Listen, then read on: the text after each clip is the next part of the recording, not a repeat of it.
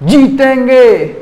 Hello मेरे प्यारे दोस्तों, मैं आपका दोस्त आकाश स्वागत करता हूं आप सभी का आपके यूट्यूब चैनल लर्निंग शाला में। तो दोस्तों, आज से मैं स्टार्ट करने जा रहा हूं क्लास 10th की मैथ को। तो सबसे पहले हम क्रम वाइज चलेंगे, पहले first chapter, second chapter and so on.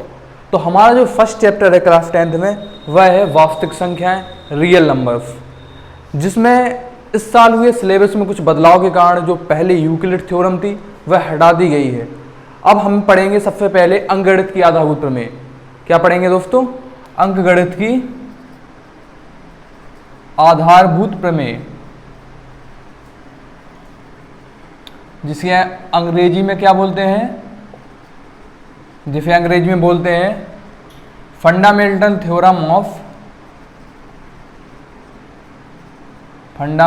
Theorem of arithmetic. ठीक है, तो दोस्तों ये थ्योरम पढ़ने से पहले हम जान लेते हैं थ्योरम के थोड़े बारे में। इसकी डेफिनेशन पर जाने से पहले थोड़ा इसके बारे में जानना जरूरी है। तो दोस्तों ये थ्योरम क्या कहती है, इसका यूज क्या है, सारी चीजें हम इस वीडियो में डिस्कस करेंगे। ठीक है, तो इसके नाम पे जैसे पता चल रहा है कि इसका नाम है फंडामेंटल थ्योरम, यानी कुछ बेसिक के बारे में हमें बताती है, नंबर्स के बेसिक के बारे में बताती है। तो इस थ्योरम का स्टेटमेंट जो है वो मैं यहाँ पे लिख देता हूं कि किसी भाज्य संख्या को अभाज्य संख्याओं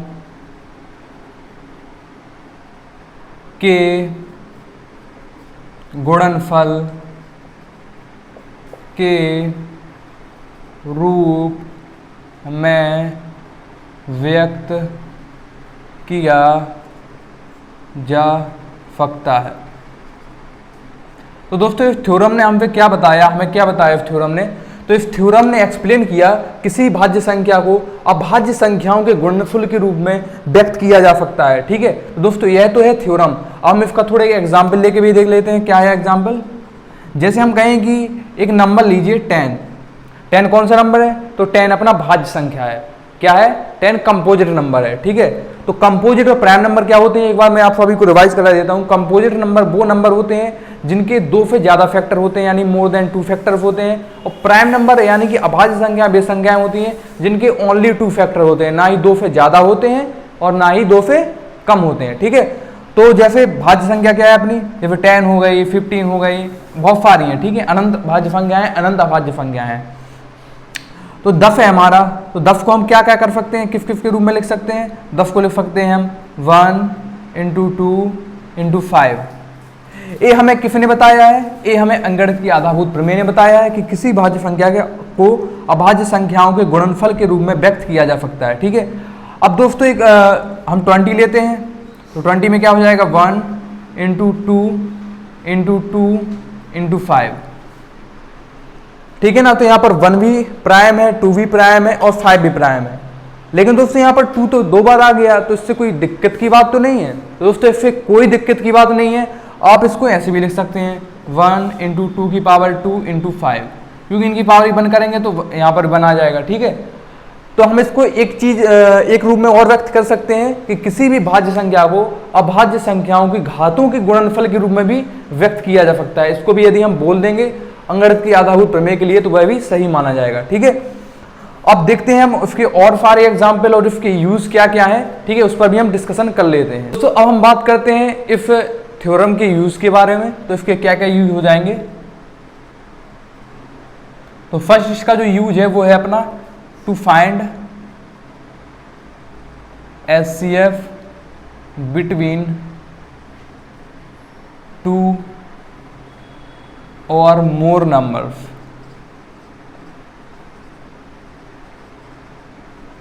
इसका यूज HCF निकालने में क्या किया जाता है?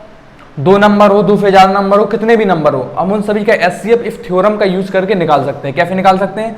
फॉर एग्जाम्पल जैसे मैं 2 नंबर ले लेता हूं, जैसे अपना है 12 है और 15 है। ठीक है, तो अंकगणित की आधारभूत प्रमेय ने हमें क्या बताया है कि किसी भी भाज्य संख्या को, जैसे 12 और 15 दोनों भाज्य संख्याएं कंपोजिट नंबर है, इन्हें प्राइम नंबर में कन्वर्ट किया जा सकता है। तो पहले कन्वर्ट कर लेते हैं। ठीक है। तो यही ऐसे ही हम फैक्टर निकालते हैं, तो पहले 2 का करते हैं, तो यहाँ पर क्या आ जाएगा 6 आ जाएगा, तो दोबारा फिर 2 का, अब 3 आ जाएगा, अब 3 का 1 आ जाएगा। ठीक है, तो 1 के नीचे फिर हम कुछ करते नहीं है, तो इसके फैक्टर लिख लो 2, 2 और 3। इधर 15 का कर लेते हैं, तो पहले किसका भाग जाएगा, 2 का जाएगा नहीं, 3 का जाएगा 5 टाइम, फिर 5 का चला जाएगा 1 टाइम, और यहाँ पर बना जाएगा और कुछ बचेगा नहीं। ठीक है, तो उसके क्या क्या हो गए 3 और 5। अब दोस्तों एचसीएफ कैसे निकालते हैं, एचसीएफ का नाम है हाईएस्ट कॉमन फैक्टर, यानी कि हमें ऐसे दो नंबर का निकालना है या 2 से अधिक नंबर का निकालना है, तो हमें उनमें देखना है कि कितने फैक्टर कॉमन है। तो यहाँ पर जैसे 2 है लेकिन यहाँ पर 2 नहीं है, यहाँ पर 2 है लेकिन यहाँ पर 2 नहीं है, यहाँ पर भी 3 है और यहाँ पर भी 3 है, यानी कि दोनों में फैक्टर कॉमन है, तो इसका एचसीएफ क्या हो जाएगा। तो इस तरीके से हम एचसीएफ भी निकालना सीख गए कि एचसीएफ कैसे निकालें अगर हमें फैक्टर दिए जाएं। ठीक है, तो अब इसके हम दूसरे यूज के बारे में बात कर लेते हैं। तो दोस्तों इसका जो सेकंड यूज है वो हो जाएगा टू फाइंड एलसीएम बिटवीन 2 और मोर नंबर्स, यानी कि हम इस थ्योरम के यूज के द्वारा बहुत ही आसानी से एलसीएम भी निकाल सकते हैं। कैसे निकालते हैं, तो इसके एग्जाम्पल ले लेते हैं। तो इसका एग्जाम्पल ले लो, आप कोई नंबर ले लो, जैसे हमारे पास 15 है और हमारे पास 25 है। ठीक है ना, तो सबसे पहले काम क्या होता है, इनके फैक्टर निकालना। ठीक है, तो यहाँ पर 25 आ जाएगा, यहाँ पर 5, तो यहाँ पर भी 5, यहाँ पर 5, यहाँ पर 1, तो इसके फैक्टर क्या क्या आ गए 2, 5, 5। यहाँ पर क्या हो जाएगा, यहाँ पर 2 का तो जाएगा नहीं, सीधा 5 ही का जाएगा, यहाँ पर भी 5 का जाएगा, यहाँ पर 1 आ जाएगा, तो यहाँ पर 5 × 5। तो दोस्तों जब हमें फैक्टर दिए जाते हैं और एलसीएम निकालने के लिए बोला जाता है, तो हम क्या करते हैं, तो हम देखते हैं हाईएस्ट फैक्टर कितने हैं। जैसे यहाँ पर 2 नहीं है, 2 तो यहाँ पर 2 है, सॉरी यहाँ पर 2 नहीं है, लेकिन हम 2 को भी इंक्लूड करेंगे। क्यों इंक्लूड करेंगे, क्योंकि हमें हाईएस्ट पावर तक ले जानी है। कोई भी नंबर अगर फैक्टर्स में है तो वो एक के नंबर के फैक्टर में है, दूसरे के नहीं है, लेकिन हम उसे लेंगे। ठीक है, तो एक भी नंबर के फैक्टर में होगा तो उसे हमें लेना पड़ेगा, ये एलसीएम का रूल है।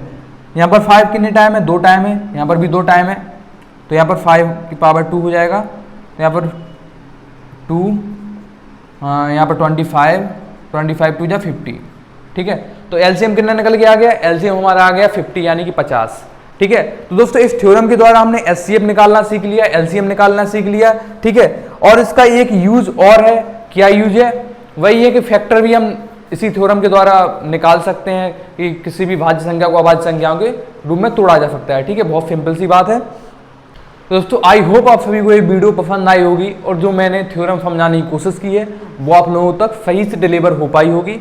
तो वीडियो देखने के लिए दोस्तों बहुत बहुत धन्यवाद, और चैनल को थोड़ा सपोर्ट भी कीजिए, चैनल को सब्सक्राइब कीजिए, अपने दोस्तों से भी शेयर कर सकते हैं जो क्लास 10th में है, और जो मैथ के एक्स्ट्रा नॉलेज, जो जितना नॉलेज कंपलसरी है वो तो सभी टीचर दे देते हैं, लेकिन अगर आप एक्स्ट्रा नॉलेज की भी भूख रखते हैं तो वो भी आपको यहाँ पर डिलीवर किया जाएगा। दोस्तों मिलते हैं किसी नॉलेजफुल और इंटरेस्टिंग वीडियो में, तब तक के लिए जय हिंद, वंदे मातरम।